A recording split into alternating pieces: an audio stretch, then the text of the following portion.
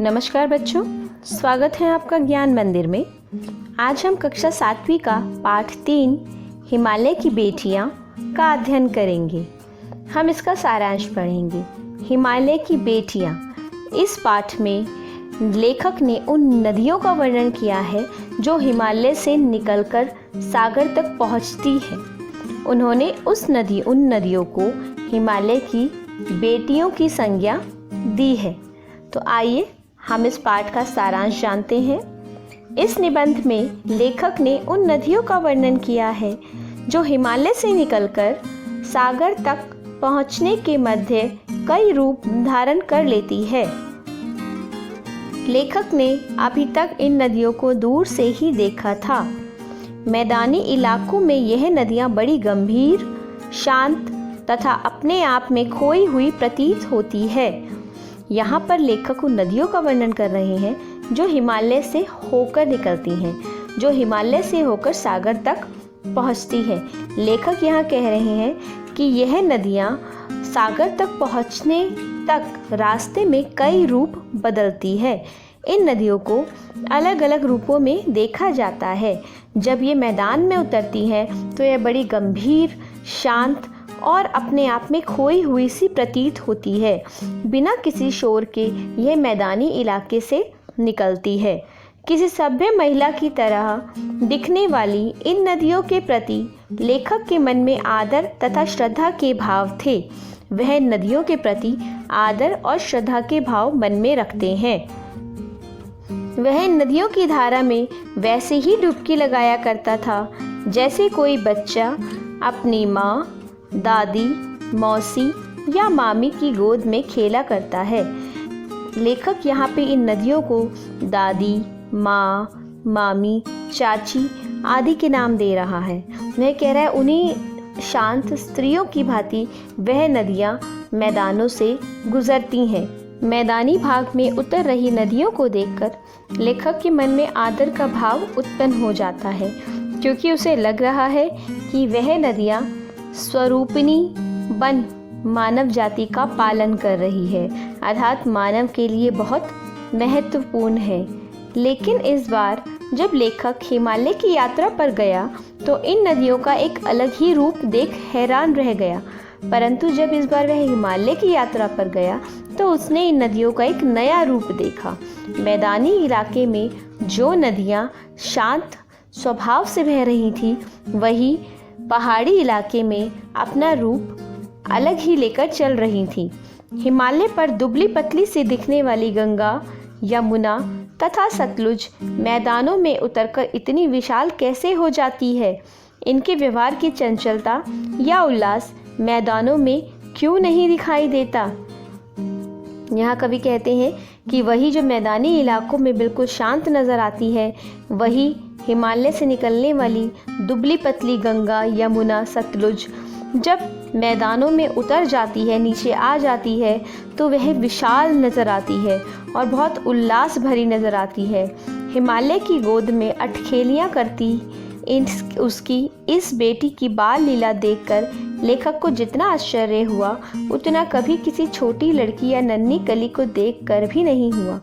जब वह हिमालय के पास से निकलती है तो अटखेलियाँ करती हुई चंचलता के साथ निकलती है।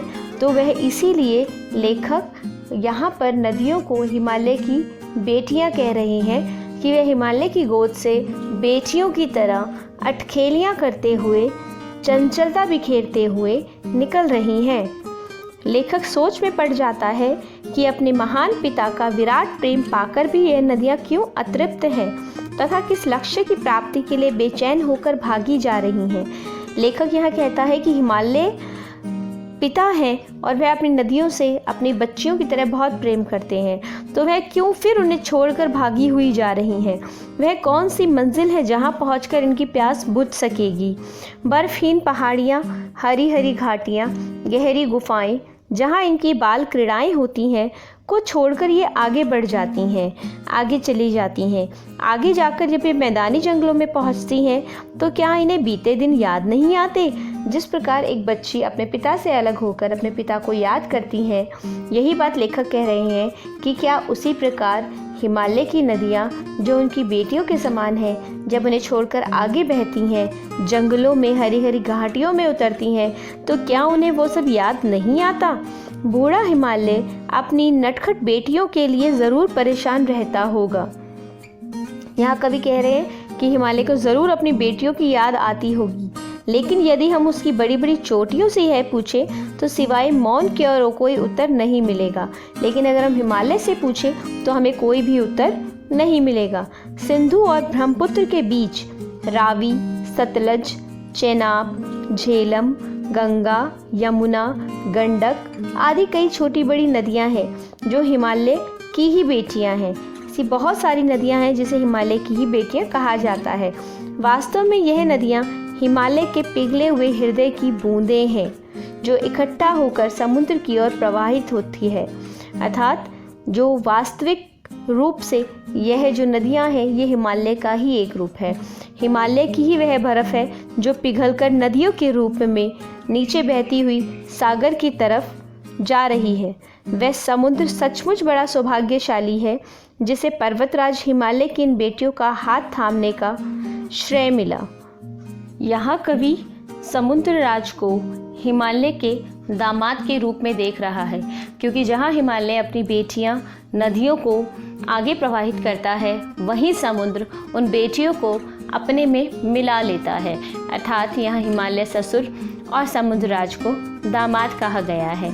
मैदानों में इन नदियों को देखकर शायद ही कोई यह अनुमान लगा सके कि वृद्ध हिमालय की गोद में बच्चियाँ बनकर कहता है, यह कैसे खेला करती है। लेखक कहता है कि अपने पिता की गोद में नंग धड़ंग खेलने वाली इन बालिकाओं का रूप पहाड़ी लोगों के लिए सामान्य बात हो सकती है, लेकिन उसे यह रूप लुभावना लगता है।